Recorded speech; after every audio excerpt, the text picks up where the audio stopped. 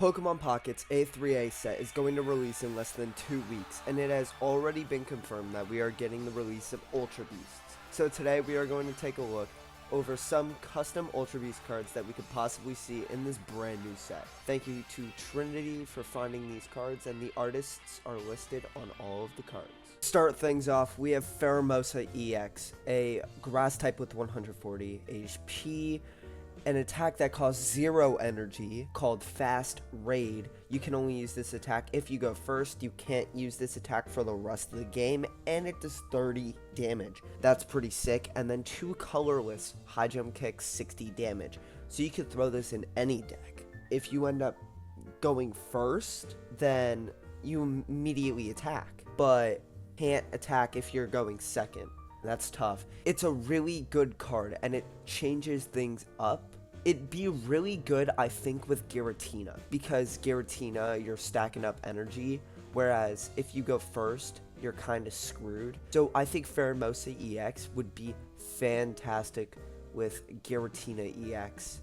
And maybe Darkrai, because Darkrai you have to attach energy to get some damage off. Unfortunately, it's not 30 damage on any Pokemon, it's just on the active, but it's still good to attack first. Naganadel EX. Naganadel EX, first attack is Beast Raid for 30. It's got 150 HP. It's a psychic type.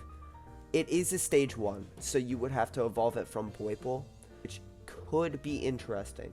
Depends how good Poipole is. I'd assume Poipole would have like a poisoning attack or something to poison the opponent. And its second attack, this one's good. This is Jet Needle, 150 damage. Discard 3 psychic energy from this Pokemon. This attack does 20 damage to each of your opponent's bench Pokemon. Really, really good. It's literally Palkia. It's a psychic type Palkia.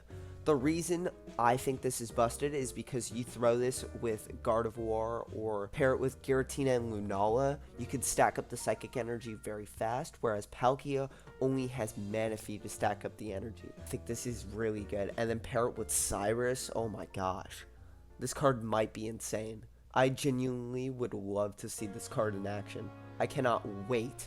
I cannot wait to see these new Ultra Beasts. Buzzwole EX, 160 HP. It'd be the highest basic HP Pokemon we have because the highest is 150. It'd be a fighting type with the attack Swing Around, which does 20 plus. Flip 2 coins. This attack does 20 more damage for each head. It's not a multiplying attack, so you are always doing 20, and for 1 energy, you could do up to 60 damage. That's really good. That's like pretty broken, honestly. Like, there genuinely be no point in running any other basic Pokemon in a fighting deck, other than if you want to be able to counter Oricorio.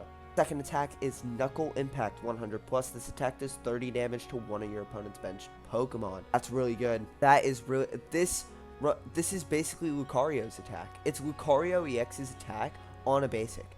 This is broken. This card is genuinely broken. It could do 60 off bat, and then afterwards, you can start swinging for 100, and then target the bench Pokemon for 30, just like Lucario EX.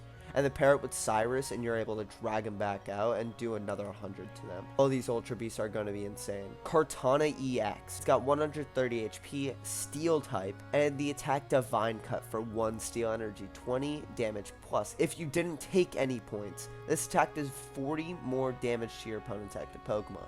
This is a really good basic Pokemon. Like, to start off, this is better Skarmory. Because Skarmory can only do 50 damage, this could do 60, and this one doesn't need to have the tool card attached in order to do the extra damage. So, like, just in case you don't get the tool card, as long as you didn't take any points, this card is busted. Except with Oricorio. That's going to be the problem with all of these cards, because all of them are EXs, is that Oricorio basically counters all of them. But this card, really, really good. 1 Retreat 2. This card is insane. Xurkitree EX, 140 HP, Electric type, 2 attacks, Dazzle Blast, 50 damage. Your opponent's active Pokemon is now confused. We've seen that with Magius. I hated that card. Like, it was annoying to play against, but it wasn't really that good. It really wasn't. It wasn't like super difficult to beat. But this is a basic, so I could be proven wrong. Cablegram costs 3 energy, 110 damage, and your opponent reveals their hand. That's really good. That gives you some hand knowledge. That could be a really good card.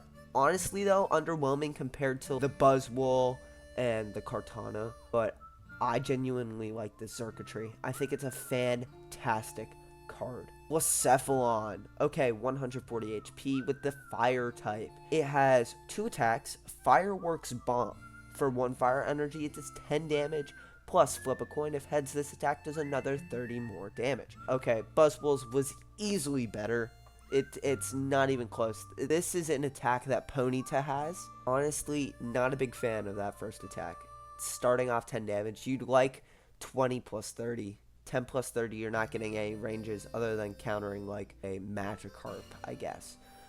Second attack, Fireball Circus, 60 plus. This attack does 30 more damage for each energy attached to your opponent's active Pokemon. So it's a Psychic. Okay, so we have another Psychic attacker.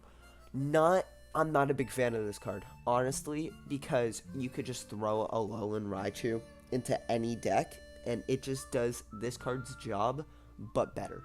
It really does. And Alolan Raichu, I believe, has a less retreat cost, whereas Blacephalon doesn't get that luxury. It has the 2 retreat cost. Although the first attack may help it a bit, I'm not the biggest fan. Celesteela EX, by far the greatest artwork that was put on one of these cards by Lord Baptista TV. Awesome artwork. It's got an ability, Power Cyclone. Move all the energy from this Pokemon to one of your benched Pokemon.